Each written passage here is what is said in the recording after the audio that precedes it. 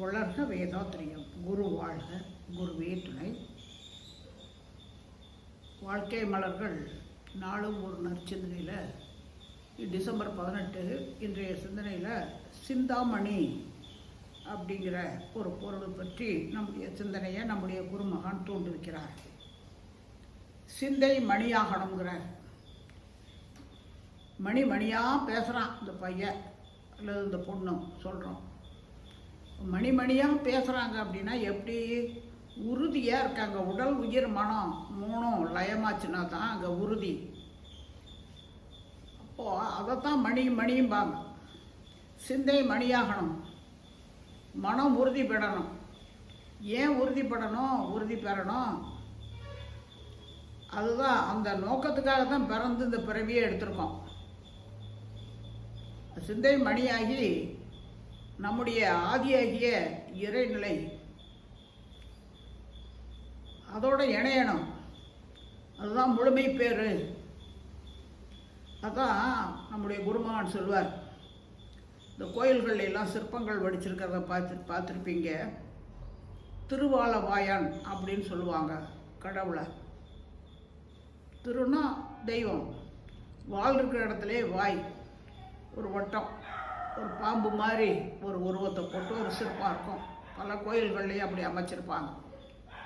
வால் இருக்கிற இடத்துல வாய் வந்து முடிகிற மாதிரி, வாய் இருக்கிற இடத்துல வால் முடிகிற மாதிரி, அப்போ ஒரு வட்டம். அதுபோல் இறைநிலை தன் நிலையில் மாற்றம் பெற்று நம் வரைக்கும் வந்திருக்குங்கிறத ஒவ்வொரு மனிதரும் உணரணும். அதுக்கு தான் அந்த பிறவியே எடுத்திருக்கோம்.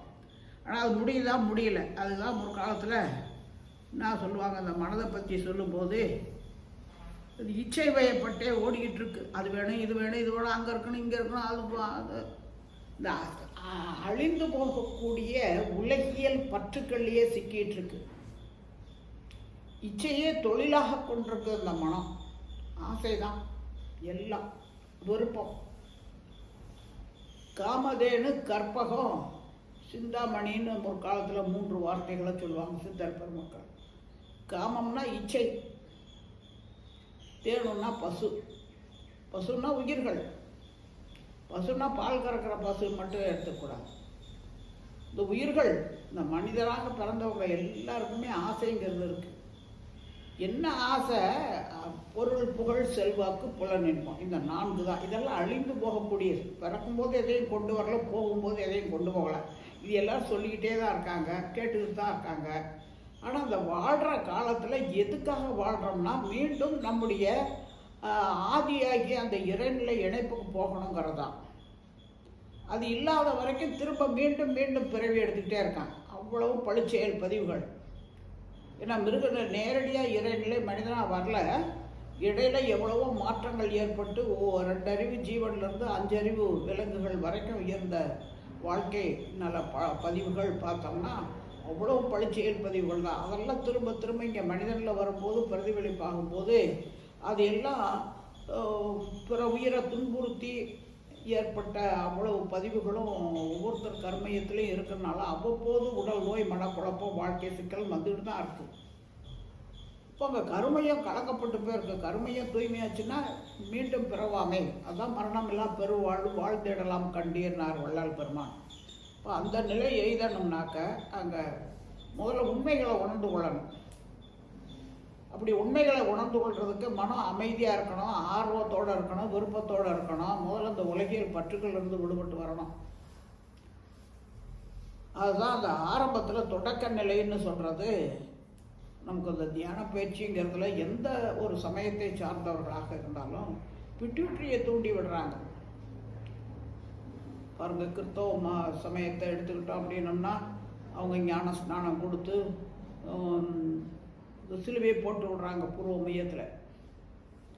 அதே மாதிரி இஸ்லாத்தில் பார்த்தோம்னா தொழுகை பண்ணி நெத்தியில் ஒரு அடையாளத்தை பண்ணிடுறாங்க. அந்த பிட்யூட்டரியை தூண்டி விடும்போது தான் விளைவறிந்த விழிப்பு நிலையில் அவேர்னஸ் இன் மைண்டுங்கிற முறையில் செயல்படும் போது எந்த இடத்துலையும் விளைவு துன்பம் வராமல் செயல் செஞ்சுட்டு போகிறதுக்குரிய ஒரு வாய்ப்பு கிட்டுது. இப்போ இனி பழி புரியாத தகமைன்னு வருது. அதுக்கு முதல்ல மன ஓர்மை வேணும். அதுதான் தொடக்க நிலை. அது பிறகு பீனியல் கிளாண்டு, துரியம்,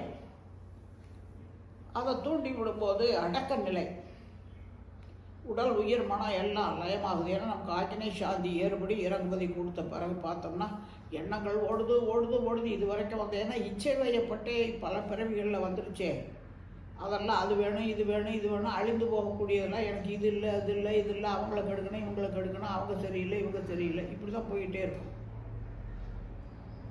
இப்போ அங்கே துரியம் கொடுத்த பிறகு பார்த்தோம்னா பீனியல் கிளாண்டை தூண்டி விட்ட உடனே அடக்கம் பெறுது.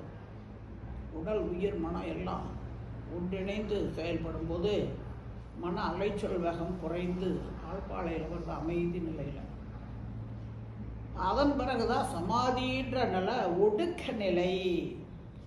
மனம் விரிந்து ஒடுங்கி நிற்க முடியும், மனம் விரியவும் முடியும், அது ஒன்றி புள்ளியாகவும் இருக்கவும் முடியும், அன்றி விரிந்து அகண்டாகாரமாகவும் ஆக முடியும். அதுதான் மனிதனுடைய சிறப்பே. அந்த ஒடுக்க நிலை அப்படிங்கும்போது சமாதி, நாங்கள் அதுதான் முழுமை பேருங்கிறார் மகர்ஷி.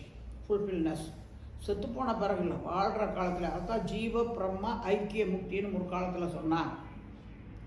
அந்த நிலைக்கு நம்ம தோன்றிய நீ அமருமிடம் சுத்த வெளி தேர்ந்து நில்னு ஒரு கவியில் முடிப்பார் மகர்ஷி.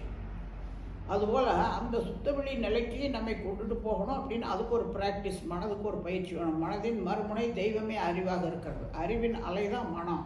அலையை நிறுத்திட்டால் நிலையில் அறிவு.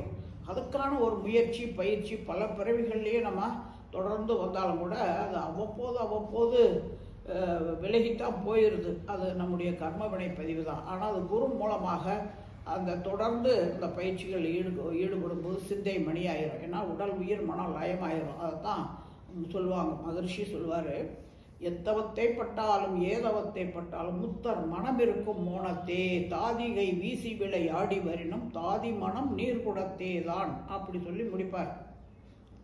ஏன்னா நம்ம அந்த நிலையில் இருந்து இருந்து இருந்து ஒடுக்க நிலையிலிருந்து பழகிட்டோம்னா அது வேணாலும் அதுவே சொல்லும்.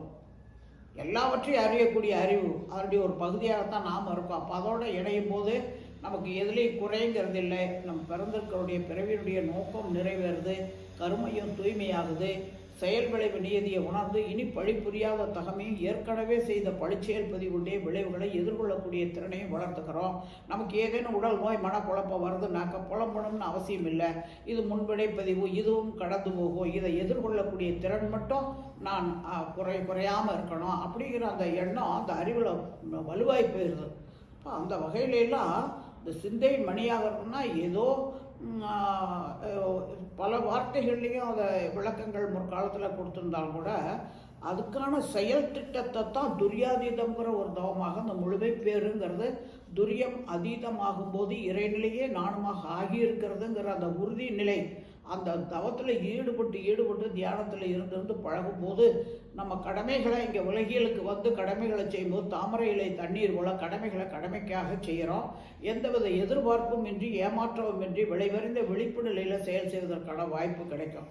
அதற்கான ஒரு பயிற்சி திட்டம் தான் துரியாதீதம்ங்கிறது. அது மகா யோகம்னு சுவாமி விவேகானந்தர்லேருந்து மற்ற எல்லாருமே சொல்லுவாங்க. மகா யோகம்னா இருக்கிற யோகங்களிலே சிறந்தது உயர்ந்தது அப்படிங்கிற ஒரு அர்த்தத்தில் அதுதான் துரியாதீதம். அந்த துரியாதீத நிலை தான் முழுமை பேருன்னு சொல்லப்படுது. இனி பிறவாமை அப்படிங்கிற ஒரு நிலைமையும் அந்த பிறவித்தலை அறுபடணுங்கிறதும் மரண பயம் நீங்கிறதுக்கும் பிறப்பு என்று இருந்தால் நிச்சயமாக இறப்பு என்பது வரும். அதை எதிர்கொள்ளக்கூடிய திறனை நம்ம ஏற்படுத்தி கொள்றதுக்கும் இந்த தவமுறைகள் தான் நமக்கு உறுதியாகும்.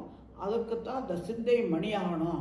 அதுக்கு முதல்ல ஆரம்ப நிலை, அது தொடக்க நிலை, ஆக்கினை சாந்தி கொடுக்குறாங்க. அதன் பிறகு அது அடக்க நிலையில் இருக்கிறது துரியம், அதன் பிறகு துரியாதீதம் அப்படிங்கும்போது ஒடுக்க நிலை, ஒடுங்கி நிற்கிறோம் என்ற சிந்தனையை இன்றைக்கு நமக்கு மகிழ்ச்சி நமக்கு உணர்த்தியிருக்காங்க. மேலும் சிந்திப்போம், தெளிவுபடுவோம், வாழ்க வளமுடன்.